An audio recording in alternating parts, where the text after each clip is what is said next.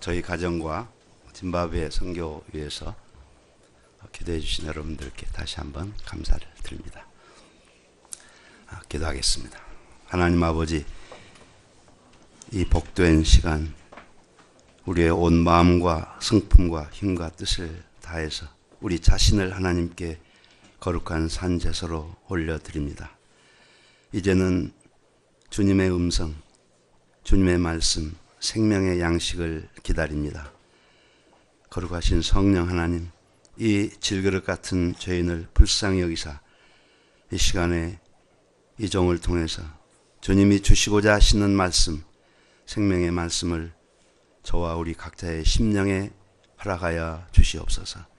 저희들이 갈급한 마음, 겸손한 마음으로 주님의 말씀을 아멘으로 받고 이 말씀을 믿음으로 순종하기를 원합니다.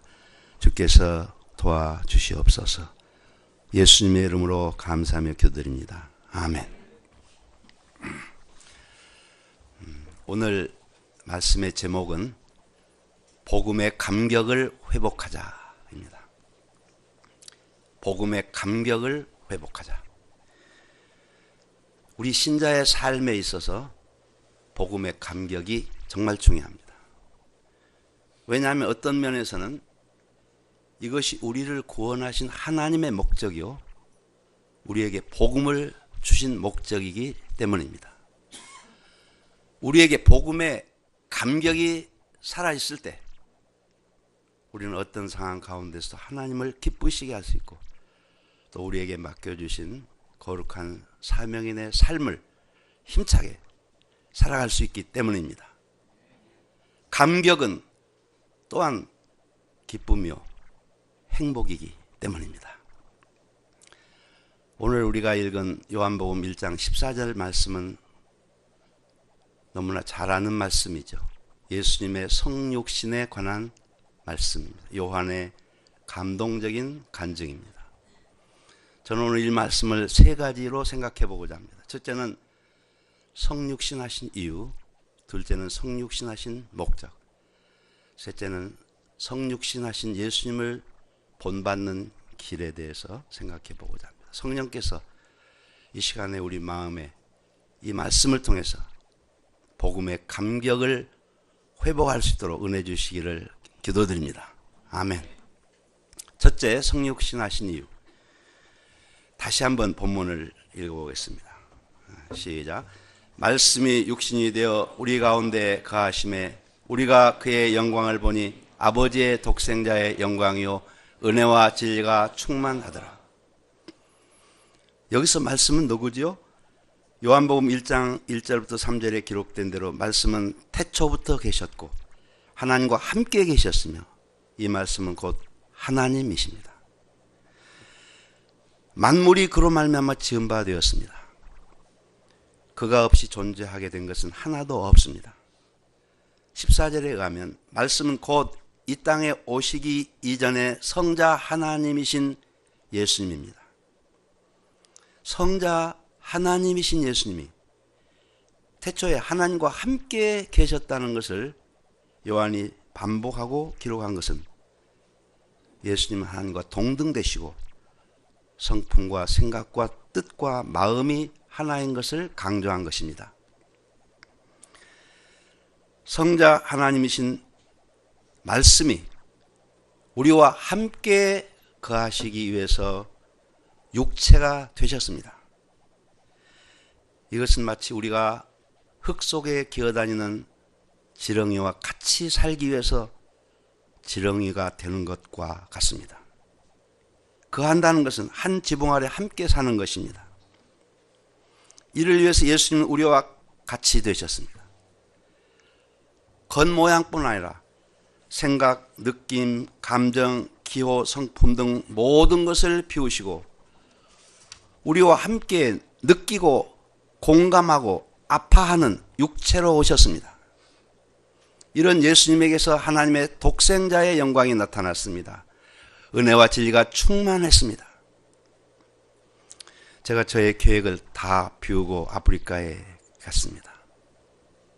그런데 저의 몸에 밴 사고방식과 합리적인 생각, 때로는 저의 판단에 옳다고 생각되는 것들을 비운다는 것이 얼마나 어려운지 실감 있게 체험하고 있습니다. 일처리가 너무 느리고 비합리적이고 당연한 것처럼 뇌물을 구하는 공무원들을 대할 때, 또 매사에 너무나 여유가 많고 약속을 잘 안 지키는 문화 속에서 사람들을 대할 때 감정이 앞서고 분노가 목구멍까지 올라옵니다. 혼자 있을 때 판단하는 말이 나옵니다. 그러나 하나님이신 예수님은 오랜 시간이 필요 없이 단숨에 자기를 온전히 비우시고 사람과 같이 되셨습니다. 판단하는 대신에 이해하시고 처음부터 그들의 목자가 되셨습니다. 그 이유가 무엇입니까? 사랑입니다. 이는 성육신하신 이유가 사랑이기 때문입니다. 이 사랑은 어느 날 갑자기 나타나는 것이 아닙니다. 창세기의 첫 책, 성경의 첫 책 창세기에서 범죄하고 나무 뒤에 숨어있는 아담을 찾아오셔서 아담아 내가 어디 있느냐 먼저 찾아오신 그 사랑입니다. 성경의 마지막 책인 요한계시록 23장 20절에 애타게 죄인들의 마음을 두드리시는 그 사랑입니다.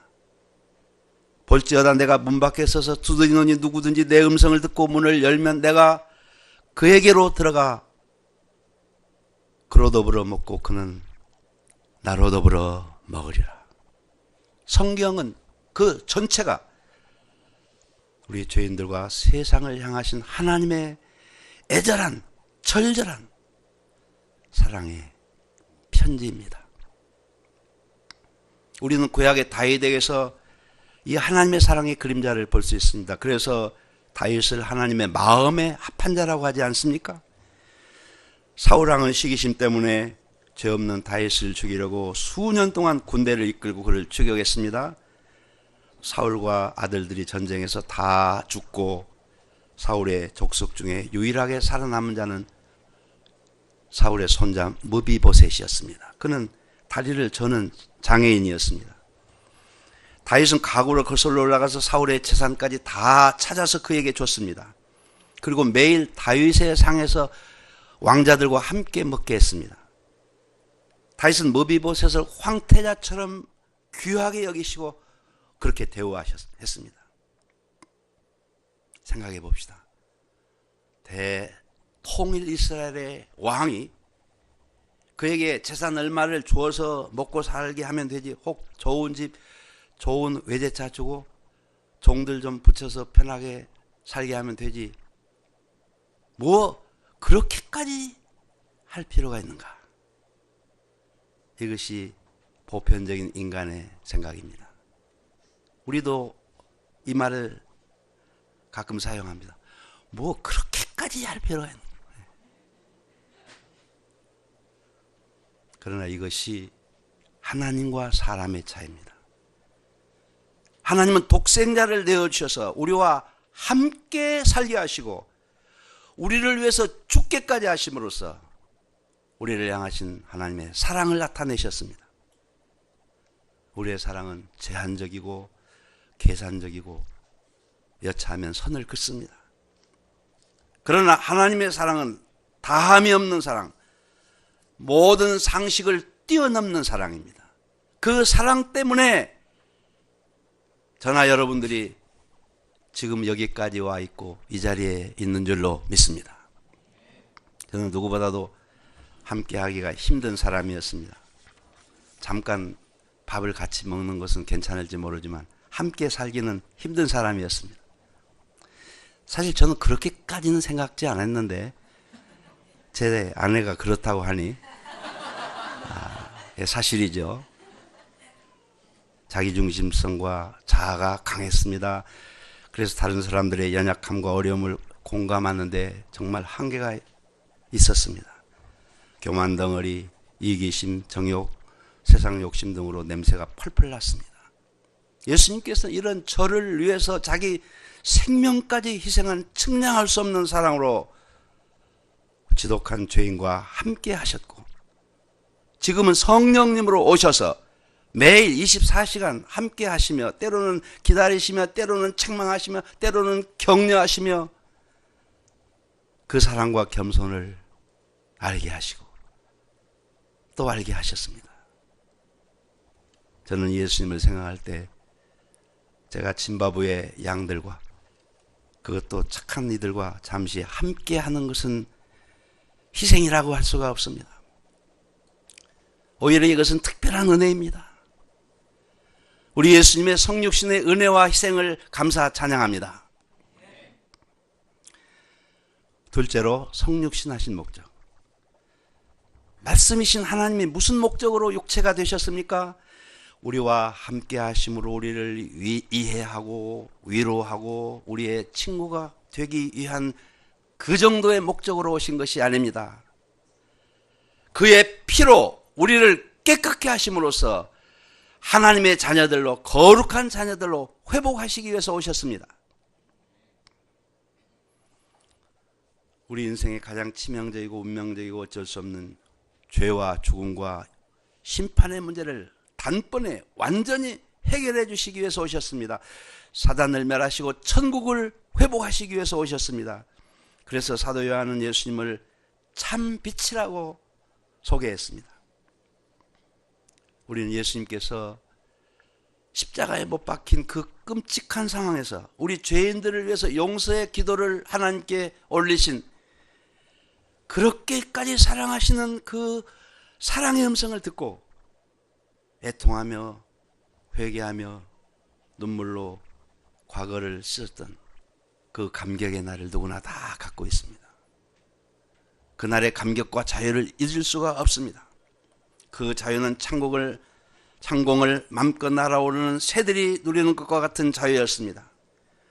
우리가 경험한 자유가 큰 만큼 그동안 우리를 얽어맸던 죄의 사슬이 얼마나 두껍고 쇠사슬 같아서 우리 힘으로는 결코 끊을 수 없다는 것을 말해줍니다. 어떻게 이 놀라운 일이 일어났습니까? 예수님의 피 흘리심 때문입니다. 어느 누가 소망 없는 우리를 위해서 값진 피를 흘려줄 수 있겠습니까? 아무도 없습니다. 혹 있다 해도 자격이 안 되어서 아무런 효력이 없습니다. 그러나 유일하게 자격이 있으신 창조주시며 거룩하신 하나님이신 예수님께서 우리를 위해서 물과 피를 다 쏟으셨습니다. 그 이유는 우리를 사랑하셨기 때문이고 이 길밖에는 인간을 구원할 다른 길이 없기 때문이었습니다. 예수 그리스도께서 내 대신 십자가에 못 박혀 그 몸을 찢기시고 물과 보혈을 다 쏟으신 이 복음이 곧 감격입니다. 하나님께서는 이러한 은혜, 큰 은혜를 우리가 거듭날 때 한 번 누리라고 주신 것이 아닙니다. 일생 동안 이 땅에 살아가는 일생 동안 이러한 감격과 감동 가운데 살면서 참 자유를 누리라고 주신 것입니다. 우리 신자의 삶은 연륜이 쌓일수록 이 은혜와 감격이 더 새로워지고 더 사실적이 되어야 마땅합니다. 그렇다면 여러분, 연륜이 더 많으신 시니어 여러분들, 제가 이 중에 가장 시니어인데 저에게 또 묻습니다. 이 감격과 확신이 현재 여러분들의 마음속에 차고 넘치십니까? 아니면 가슴이 좀 식었습니까? 식어진 가슴을 부여안고 나는 초신자가 아니고 세월이 많이 흘러서 어쩔 수 없다고 자기를 위로하며 살고 있습니까? 예수님께서 소아시아 7교회를 향해 말씀하실 때 흠잡을 데가 없어 보이는 에베소 교회를 향하여 처음 사랑을 버렸다고 책망하셨습니다. 라오디게아 교회를 향해서 미지근하며 뜨겁지도 차지도 아니하니 입에서 토해버리시겠다고 책망하셨습니다. 그러면 우리가 어떻게 항상 감격과 감동 가운데 하나님의 자녀답게 참 자유를 누리며 살 수 있습니까? 그것은 믿음입니다. 무엇을 믿습니까? 십자가 위에 예수님의 피를 믿는 것입니다. 믿되 처음 날 때 처음 거듭날 때와 같이 겸손하고 단순한 믿음으로 믿는 것입니다. 우리가 거듭남으로써 갑자기 성자가 되지 않습니다. 다만 은혜로 의롭다 인정해 주시고 하나님의 자녀가 되는 권세를 주신 것입니다. 우리는 완전한 칭의를 받았지만 우리 자신은 성자가 아닙니다. 그러므로 실제 삶에서 하나님의 자녀답지 못한 형편없는 모습이 드러날 때 우리는 절망하게 됩니다. 아니 수년 혹은 십수년을 목자로 살고 있지만 이기심과 무정함의 뿌리가 팔수록 나오면 절망을 하게 됩니다. 그래서 예수님을 믿어도 이 치명적인 약점은 어쩔 수 없는가? 고질병은 안 없어지는가? 혹은 오래 걸리는가? 이 믿음의 회의를 갖게 됩니다. 무엇보다도 큰 문제는 피해 능력에 대한 불신이 생기는 것입니다. 이 불신이 우리가 사명인으로 힘있게 살지 못하게 하고 수동적이 되게 하고 소극적이 되게 하고 때로는 원치 않게 복음의 말씀에 대해서 냉소적이 되게 합니다. 이것은 참으로 무서운 일입니다. 그러면 어떻게 해야 합니까? 우리의 죄성과 고질병이 드러나는 것은 예수님의 피의 은혜와 능력 앞에 현재적으로 단순한 믿음으로 나아가라는 것입니다. 제가 나이 70 이제 1세가 됐네요. 저의 동역자가 66세가 됐습니다. 우리가 시니어 선교사로서 아프리카 짐바브웨에 나갔습니다. 그러나 그 사실이 우리를 거룩하게 하지 않습니다. 하나님께서 우리를 보시는 기준은 선교사인가 목자인가 하는 그런 타이틀이 아닙니다. 얼마나 많은 열매를 거두었는가도 아닙니다. 어떤 믿음과 어떤 속사람으로 어떤 속마음으로 살고 있는가, 이것을 보는 것입니다. 그런데 제 속마음을 들여다보면 젊었을 때보다는 많이 변했지만 그렇게 깨끗지가 않습니다. 저 먼 아프리카 공기 좋은 짐바브웨에서 사는데도 말입니다. 축복하지 못하는 마음, 사랑하지 못하는 마음, 판단하는 마음, 이기심, 속교만, 계산하는 마음, 자기사랑, 명예욕, 자기를 도사리는 마음, 불신, 하나님보다도 자기를 중심한 생각 등이 그냥 순번을 바꿔가면서 내면에서 솟아나옵니다. 찬송가 작사자의 고백처럼 나의 본성은 먹보다도 더 검은 죄로 물든 마음인 것을 발견합니다. 그런데 우리 주님께서, 우리 주 예수님께서 날마다 그 보혈로 흰 눈보다도 희게 씻어주십니다. 그래서 저는 찬송가 423장을 자주 부르면서 합니다. 먹보다도 더 검은 죄로 물든 내 마음, 흰 눈보다 더 희게 깨끗하게 씻겼네. 주의 보혈 흐르는데 믿고 뛰어나가 주의 은혜에 내가 입어 깨끗하게 되었네. 하나님의 큰 종 사도 바울이 천국에 갈 날이 가까웠습니다.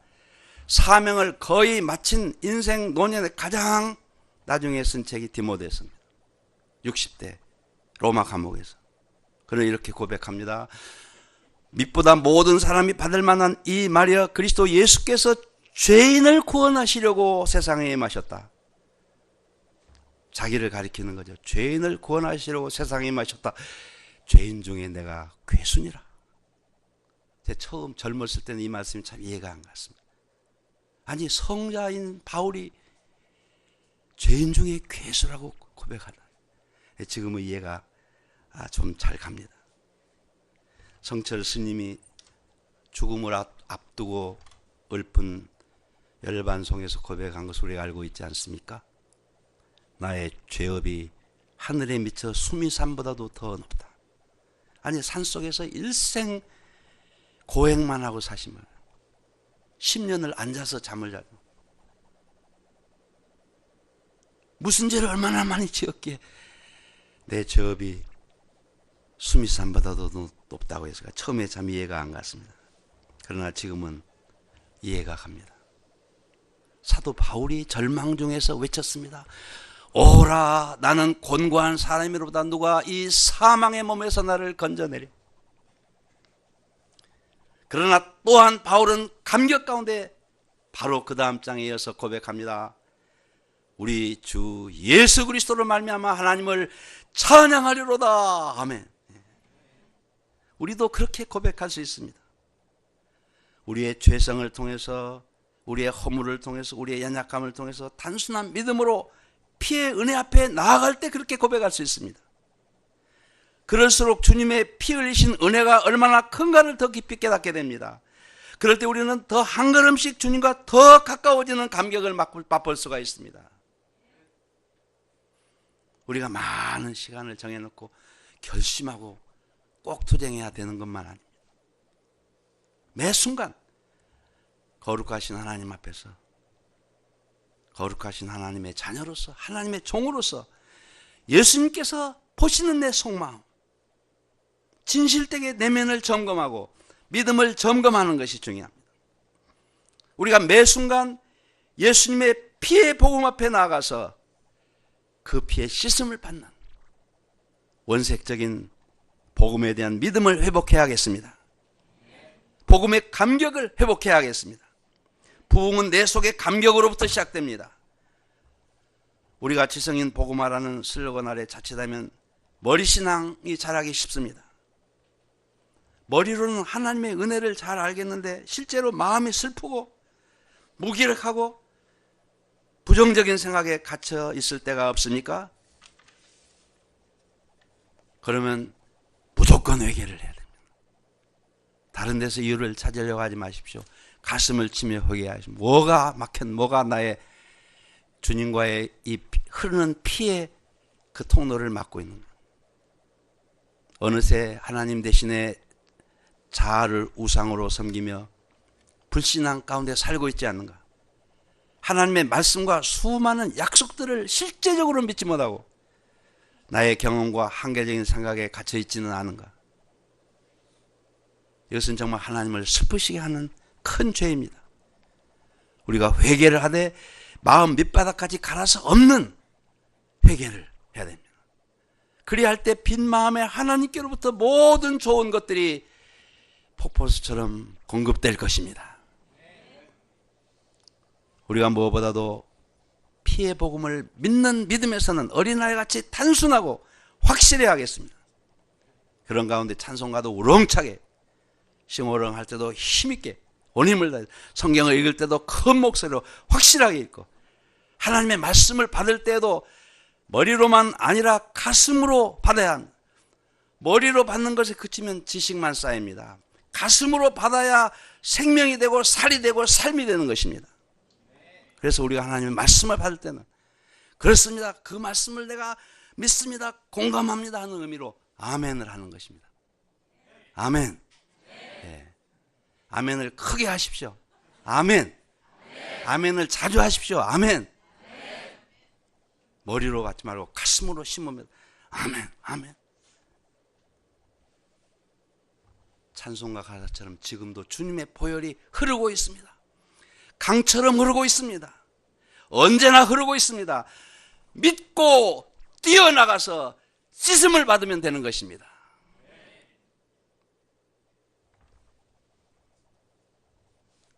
셋째로 성육신 하신 예수님을 본받는 길. 말씀이 육신이 되어 우리 가운데에 거하시며 하나님께서 왜 인간이 되셨고 고귀한 피를 쏟으셨습니까? 이것은 나만을, 우리만을 구원하려 하심이 아닙니다. 세상의 모든 사람들이 멸망치 않고 구원받기를 원하셨기 때문입니다. 하나님께서 우리를 구원하신 것은 우리를 통해서 이 구원의 복음이 다른 사람들에게로 흘러가도록 하기 위함인 것입니다. 그래서 하나님의 창조 목적이 회복되고 하나님께서 모든 사람들과 피조물들의 경배를 받고자 하신 것입니다.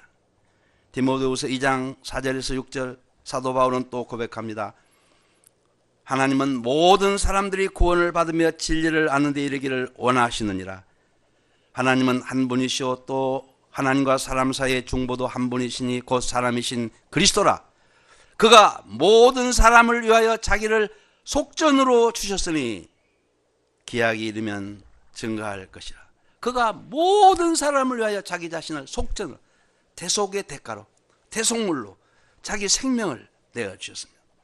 이 때문에 하나님은 로마서 10장 21절 말씀대로 죄인들을 향하여 종일 두 팔을 벌리고 계십니다. 탕자의 아버지처럼 아직도 상거가 먼데 밤이나 낮이나 동구 밖을 바라보고 계십니다. 모든 사람이라고 했습니다. 5대양 6대주의 모든 사람입니다. 여기에는 별별 사람 다 들어있습니다. 거짓말을 습관적으로 하는 사람, 의존적인 사람, 약속을 안 지키는 사람, 남의 도움을 구하는 사람, 교만한 사람, 이기적인 사람, 지저분한 사람도 들어있습니다. 니느웨 백성들처럼 잔인한 사람도 들어있습니다. 가룟 유다 같이 기회주의자, 이기적인 자도 들어있습니다. 하나님은 니느웨 백성도 가룟 유다도 끝까지 사랑하셨습니다. 무슬림, 힌두, 공산주의자, 식인종 모든 사람들을 구원코자 하십니다. 우리 한국 사람 중에도 문란한 사람, 세리족, 사마리아족, 중풍족, 성실한 시몬족 다양하죠.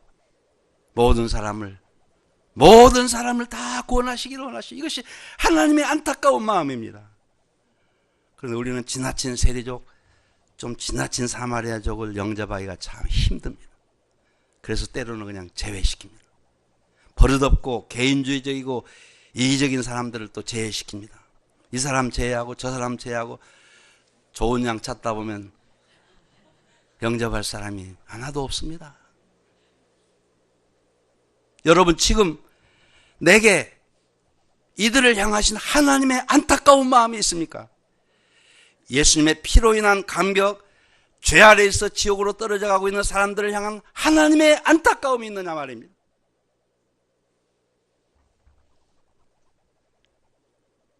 그것이 없으면 이것도 회개 제목입니다. 내 주위의 직장에 많은 사람들이 있습니다. 이웃 사람들이 있습니다. 캠퍼스에 많은 청년들이 있습니다. 이들을 볼 때 하나님의 절박함과 안타까움이 있습니까? 많은 분들은 시간이 없기 때문에 캠퍼스에 올라가지 못합니다.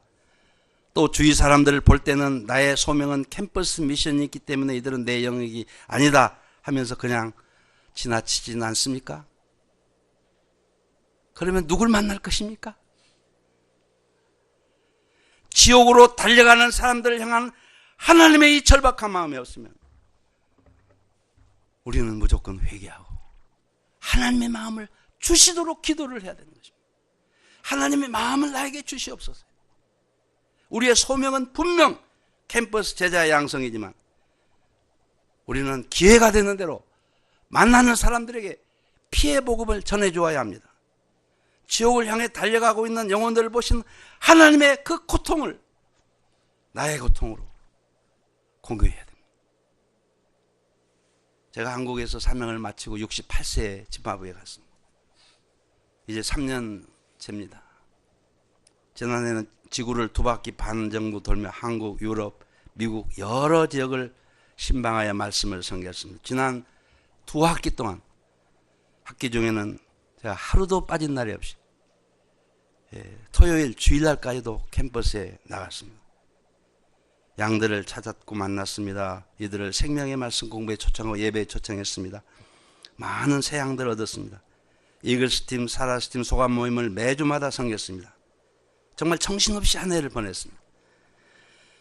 그러나 제가 돌이켜보니까 저에게는 이제 인생에 남은 시간이 그리 많지 않다는 다급한 마음이 하나님의 그 안타까움보다도 조금 더 있는 것 같습니다.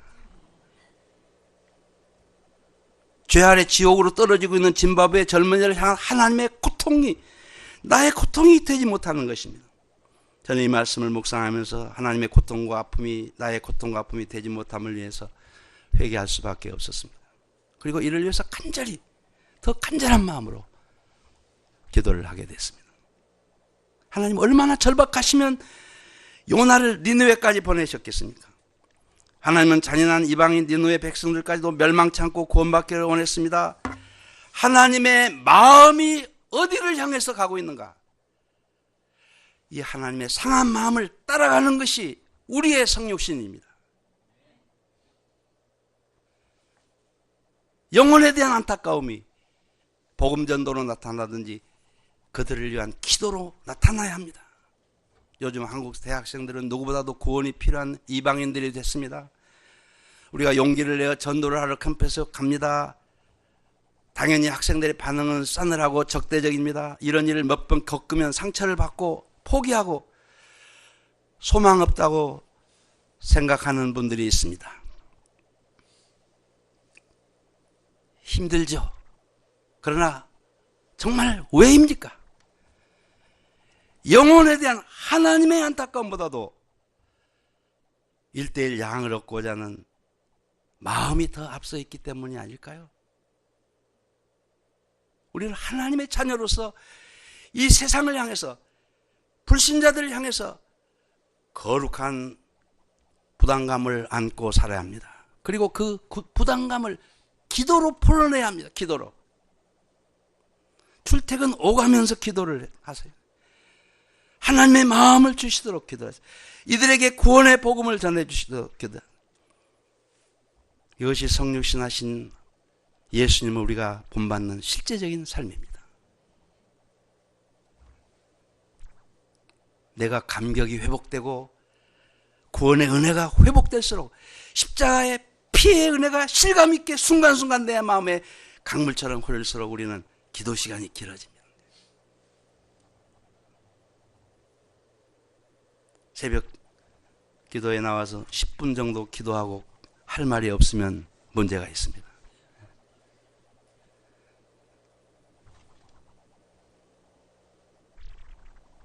시간이 갈수록 기도할 것이 더 많아지는 것입니다. 하나님은 모든 사람이 구원받기를 원하신다는 말씀을 지금 우리가 들었는데, 내게 이 마음이 현재 없으면 주여 이 마음을 주시옵소서. 기도를, 응답이 될 때까지 기도를, 얼마나 기도 시간이 길어지겠습니까? 말씀을 들을 때마다 원수를 사랑하라, 내 원수를 축복하라는 말씀입니다. 제 마음에 미운 사람, 사랑하기 어려운 한 사람이 있습니다. 그러면 주여 이 마음을, 주님의 마음을 주시옵소서, 십자가의 주님의 사랑을 주시옵소서 기도를 하는 거예요. 기도를. 내 마음에 순종할 마음이 없을 때 또 똑같은 말 하네. 또 똑같은 말 하네 하며 말씀을 튕깁니다. 그러나 누가복음 18장 27절에 예수님의 말씀하신 대로 사람으로는 할 수 없지만 하나님으로는 할 수 있다는 것을 믿고 우리가 기도하면 모든 기도를 하나님은 응답해 주시는 것입니다.